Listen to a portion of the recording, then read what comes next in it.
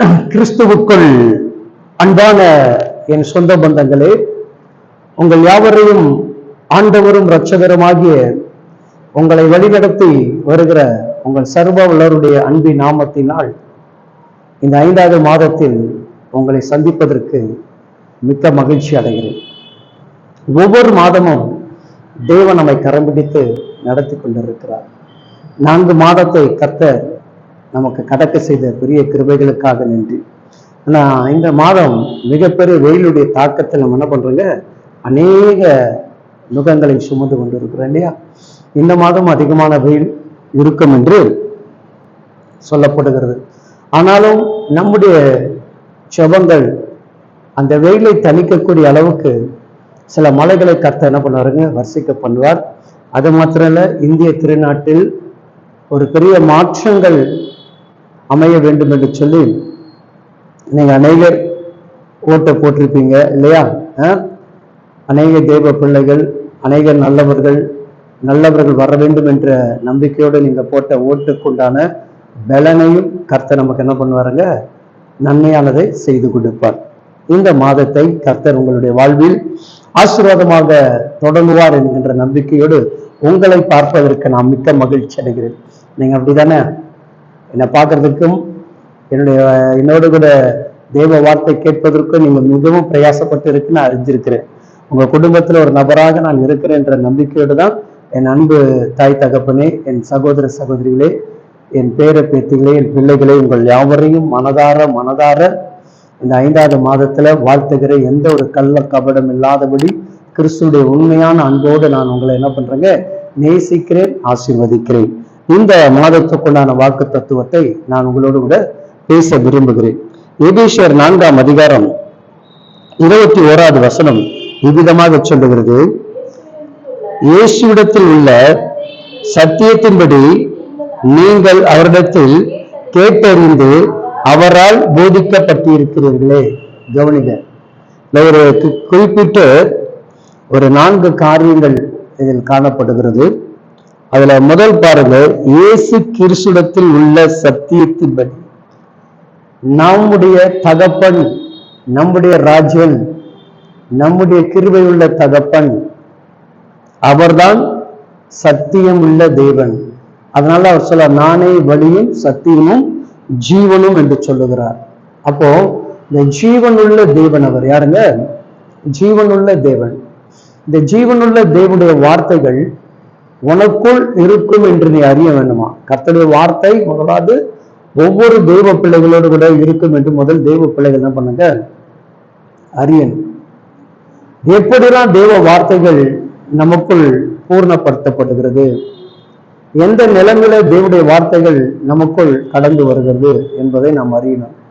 பாருங்க, சீசர்கள் இயேசுவோடு கூட இருந்தார்கள், இயேசுவோடு கூட பயணித்தார்கள், எல்லாம் நமக்கு தெரியும். அப்போ ஒரு காலகட்டத்துல ஆண்டவர் சொல்லுவார் சீசர்கள் பார்த்து, நீங்க எல்லாரும் இவங்களை போல போகிறதுக்கு மனதா இருக்கிறீங்களா?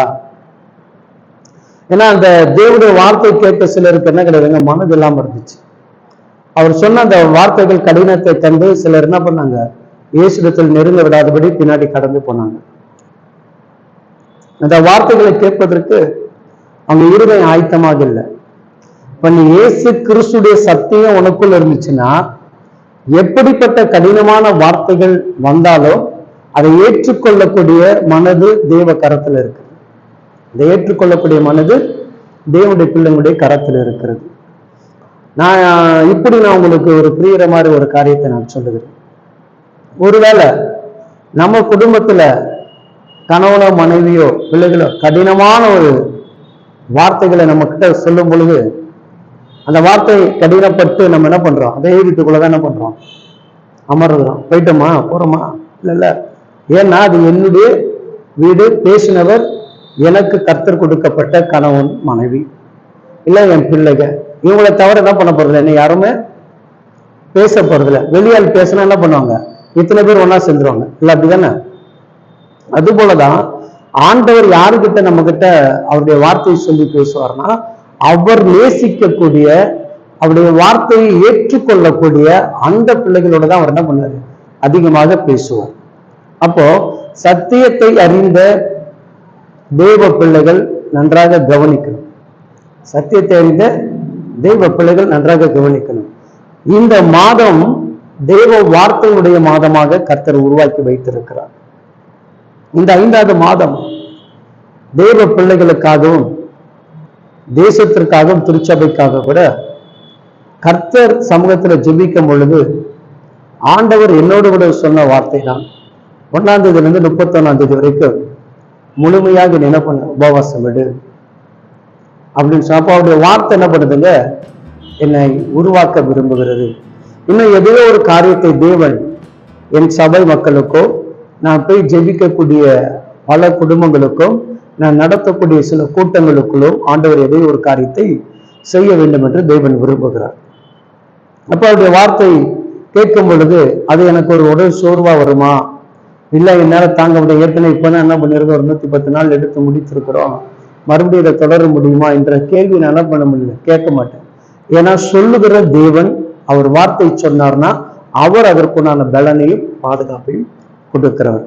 அப்போ தேவ வார்த்தைகளை நீங்க கேட்கறீங்கன்னா எனக்கு அதுல நல்லா சொல்லுகிறத நீங்க புரிஞ்சுக்கணும். என்ன சொல்லப்படுது பாருங்க, சத்தியத்தின்படி நீங்கள் அவரிடத்தில் கேட்டு அறிந்தீர்கள்.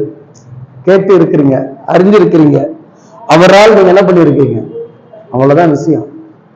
வேற யாராலும் நீங்க போதிக்கப்படல. கிறிஸ்துடைய வார்த்தையை யார் மூலமாக கர்த்தர் ப்ரொமோட் பண்ண நினைக்கிறாரோ அவர்கள் மூலம் தான் பட்ட பேசுறாரு. சோ அப்ப ஏன் நம்ம கிட்ட வந்து ஆண்டவர் பேசும்பொழுது சில இடத்துல பாத்தீங்கன்னா ஏசாப்பா பேசும்போது அன்பாக பேசியிருக்கிறாரு, எச்சரித்து பேசியிருக்கிறாரு, ரொம்ப கடிந்தே பேசியிருக்கிறாரு. அதனால எல்லா சீசர்களும் விட்டுட்டு போயிட்டாங்கன்னு அர்த்தமா? சிந்தித்து பாருங்க. பேதுருலாம் பாத்தீங்கன்னா அவ்வளவு இதா சொல்ற, அப்பால போ சாத்தான் என்றார். என்ன சொல்றாரு? அப்பால போ சாத்தான்ன்றாரு. எதனால சொல்றாரு? அவனை உருவாக்குவதற்காக. அவன் கிட்ட தேவையில்லாத வார்த்தை வந்துருச்சு. நான் நல்லா சொல்றதை புரிஞ்சுங்க தேவ பிள்ளைகள். எப்பொழுது எனக்குள் தேவையில்லாத வார்த்தைகள் வெளிவர ஆரம்பிக்குதோ அப்பதான் என் ஆண்டவர் என்னை கடிந்து கொள்கிறார். ஆதாமை எவ்வாறு ஆண்டவர் எதுக்கு கடிஞ்சாரு? நீங்க என் வார்த்தை மீறி சர்பத்துக்கு செவி கொடுத்தீங்க, அதனால அவர் கடிஞ்சார். அவர் கடிந்து கொள்ளலாம். நீங்க பைபிள்ல பாருங்க.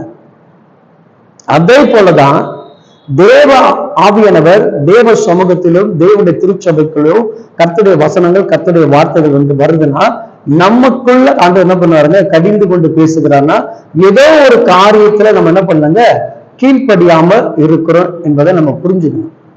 அதை நம்ம புரிஞ்சுக்கிட்டு ஆராய்ந்து ஆண்டவத்தை என்ன பண்ணணும், மாற்றிக்கொள்வதற்காக நம்ம பிரயாசம் எடுக்கணும் இல்லையா?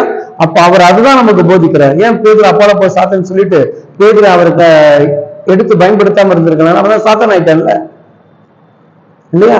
அவரை சொன்ன வார்த்தை இப்ப யாரா இருக்கிறான்? சாத்தான ஆகாதவன் தானே. ஏன் மறுபடியும் ஆண்டவர் அவனை தேடுறாரு? மறுபடியும் ஏன் ஆண்டவர் அவனை கூடவே வச்சுக்கிறாரு? இல்லைன்னா இந்த ஆண்டவர் என்னை பத்தி இவ்வளவு பேசிட்டாரு, என்ன போய் அப்பால போய் சாத்தான்றாரு, எவ்வளவு நான் ஆண்டவருக்காக ஓடுனேன் வச்சேன் அப்படின்னு சொல்லிட்டு அவனும் ஓடல, தேவன் அவன் என்ன பண்ணல, புறம்ப தள்ளல. காரணம் இங்க புரிஞ்சுக்கணும். பைபிளை படிக்கணும். பைபிள் வந்து வசனம் வந்து நமக்கு கர்த்தர் ஆழமாக சொல்லுகிறார். சத்தியத்தை அறிவிட சத்தியம்தான் உங்களை என்ன பண்ணும், விடுதலையாக்கம். அப்ப அந்த சத்தியம் என்ன சொல்லுது? அந்த சத்தியத்துடைய வார்த்தைகள் நமக்கு எதை போதிக்கிறது? சத்தியத்துடைய வசனங்கள் நம்ம எதை உணர்த்துகிறது? தினமும் பைபிள் படிக்கிறீங்க இல்லையா? காலைல பைபிள் படிக்காம நேரம் கிடையாது, இரவுல பைபிள். அந்த பைபிள் படிச்சு உங்களுக்கு என்ன கற்றுக்கொண்டீங்க? அதுல என்ன நமக்கு போதிக்கப்படுகிறது? எல்லாவற்றிலும் அது தெளிவா கீழ்ப்படிதல், விட்டு கொடுக்கிறதல், அன்பாக இருக்கிறதல், எச்சரிப்பின் சத்தத்தை கேட்கிறது, இதெல்லாம் நமக்கு ஆண்டவர் என்ன பண்றாங்க, போதிக்கிறார். என்னுடைய வாழ்க்கையில நான் நினைச்சு பார்க்கறது, இந்த பேதுரை அப்பாலப்போ சாத்தான்னு சொல்லிட்டு, ஆனா அந்த பேதுரை ஆண்டவர் என்ன பண்றாங்க, வல்லமையாக எடுத்து பயன்படுத்துறாரு. அவன் ஒரு முறை இல்ல, மறுதளிக்கிறான், நிறைய காரியம் ஆண்டவருக்கு விரோதமா நிறைய காரியம் செஞ்சான். ஆனா ஆண்டவர் அவங்க சொல்லி புரிய வச்சுட்டு தான் இருந்தாரு, எச்சரிப்போடு பேசிட்டு தான் இருந்தாரு இல்லையா? அப்ப அவர் பேசுற காரியத்தை நம்ம அறியணும். அதுதான் மெயின் காரணம். நம்ம எப்பொழுது வேதத்தோடு நம்ம சரியாக இணைஞ்சிட்டோம்னு வச்சுங்களேன், தேவ வார்த்தை இது என்னை நோக்கி வருகிறது அப்படின்னு உணர்வோம் இல்லையா? நல்லா ஒண்ணு புரிஞ்சுங்க. எப்போ வந்து ஒரு புல்பிட்டுக்குள்ள ஒரு தேவ மனிதர்கள் கர்த்தர் கொண்டு போயிட்டாருன்னா அந்த இடம் ஃபுல்லா பரிசுத்தாவினர் சூழ்ந்து இருக்கும். அங்க ஒருவேளை அவர் சுயமா பேசணும்னு நினைச்சா கூட அங்க என்ன பண்ண முடியாதுங்க, பேச முடியாது. ஏன்னா அந்த இடம் ஃபுல்லா அவர் ஆளுகை செய்கிறார். ஏன்னா அவர் பிரசன்சரா இறங்குறாரு, மகிமையா இறங்குறாரு. இறங்குற இடத்துல அங்க என்ன பண்ணுங்க, தேவன் எதை பேச வேண்டுமோ அதை தான் ஆவியான ஊழியக்காரர் மூலமாக பேச முடியும். அப்படி சுயமான ஒரு காரியங்கள் அங்க யாராவது பேசினா கூட அது என்ன ஆகுங்க, அங்க இருக்கக்கூடிய இடத்துல அற்புதமே நிகழாது, நடக்காது.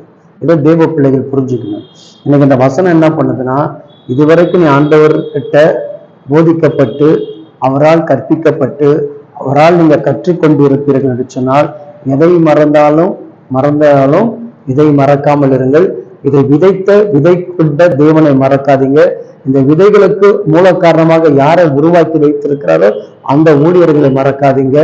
தொடர்ந்து அதற்காக நீங்க பிரயாசப்படுங்க. பைபிளை வாசிங்க, பைபிளுடைய அர்த்தத்தை புரிஞ்சுக்குங்க. எந்த ஒரு வார்த்தையும் உங்களுக்கும் வருகிறதா எனக்கும் வந்தாலும் நம்ம மாறுவதற்கான வசனம் தான் இது, மாற்றுவதற்கான வசனம் தான் இது. நம்மளை அடியோடு வெறுத்து தள்ளுவதற்கான வசனங்கள் கிடையாது. எல்லாவற்றையும் கர்த்தர் மீண்டும் எழுப்பி கட்டினார். பைபிள் அப்படிதான். யோனா ஓடினான், கர்த்தர் எழுப்பி அவனை கொண்டுதான் நினைவே பட்டணத்துக்கு ரட்சிப்பை கொடுத்தார். இப்படி பைபிளை சொல்லிக்கிட்டே இருக்கலாம், நிறைய ஆதாரங்கள் இருக்குது. அதனால பைபிளை படிங்க. இந்த 5வது மாதம் உங்க வாழ்க்கையில வசனம் அதிகமாக இடைபடும். வசனம் உங்கள் வாழ்க்கையில கிரியை செய்யும். உங்களுக்காக இப்பொழுது நான் ஜெபிக்கிறேன். இந்த 5வது மாதத்தை கர்த்தர் உங்களுடைய வாழ்க்கையில் வசனத்தோடும் உங்கள் எதிர்காலத்தை ஆசீர்வதிக்கட்டும். மகா பரிசுத்தம் இரக்கம் உள்ள எங்கள் அன்பு தகப்பனே, இந்த மாதத்தில் நம்முடைய பிள்ளைகளுக்கு உம்மிடத்திலிருந்து கற்றுக்கொண்ட வேத வசனங்கள் உம்மால் போதிக்கப்பட்டவர்கள் என்று அவர்கள் அறிந்திருப்பார்கள் என்று சொன்னால், உம்முடைய வசனத்தில் அவர்கள் நிலைநிற்கட்டும். தேவனுடைய அழைப்பில் அவர்கள் நிலைநிற்கட்டும். கர்த்தருடைய சமூகத்தில் அவர்கள் உறுதியாக நிற்கட்டும். அவர்களையும் அவருடைய குடும்பங்களையும் அளவில்லாமல் ஆசீர்வதிங்க. ஊழியக்காரனாக மனதார இதை பார்க்கிற என் அன்பு பிள்ளைகள், இத்தனை ஆண்டு காலமாக என்னோடு ஊழியத்துக்கு தோள் கொடுத்து ஆண்டவரே நான் கடந்து போய் ஜெபித்து அனைத்து குடும்பங்களையும் இதுவரைக்கும் என் தொடர்பில் இருந்து என்னோடு தொலைபேசி மூலமாக மற்ற காரியம் மூலமாக ஜெபித்து கொண்டிருக்கக்கூடிய தெய்வ பிள்ளைகளுக்கும், கூட்டங்கள் நடத்தக்கூடிய இடத்தில் இருக்கக்கூடிய தேவ பிள்ளைகளுக்கும், கொடுத்து தாங்கி கொண்டிருக்கிற முகம் தெரிந்தும் தெரியாமல் கொடுத்து தாங்கி கொண்டிருக்கிற அத்தனை குடும்பங்களையும், என் திருச்சபை மக்கள்களையும், ஆண்டவரை இதுவரைக்கும் என் சபையில் இருந்தவர்களும் வெளியே இருக்கிறவர்கள் எல்லாவற்றையும் கரத்துல ஒப்பு கொடுக்கிறேன். அனைத்து குடும்பங்களும் உடைய வார்த்தை வசனத்தின்படி அவர்களை நீர் ஆசீர்வதிப்பீராக. அவங்க எல்லைகளை விரிவாக்குவீராக. சமாதானத்தையும் சந்தோஷத்தையும் கட்டளையிடுவராக. ஆண்டவரே, பிள்ளைகளுடைய படிப்புடைய தேவைகளுக்கு உண்டான பீஸுகளை கடன் வாங்காதபடி கட்டுவதற்கான சூழ்நிலைகளை உடைய பிள்ளைகளுக்கு ஏற்படுத்தி கொடுப்பீராக. எல்லா பிள்ளைகளுக்கும் சுக பலன் ஜீவன் பாதுகாப்பு சமாதானம் கிருபைகள் பெருகட்டும். தொடர்ந்து உடைய பிள்ளைகளை கரம் பிடித்து நடத்துங்க. இயேசு கிறிஸ்துவின் இரத்தத்துக்குள் வைத்து ஜெபிக்கிறோம் எங்கள் ஜீவனுள்ள நல்ல பிதாவே, ஆமென் ஆமென். கர்த்தர் உங்களோடு கூட இருப்பார்.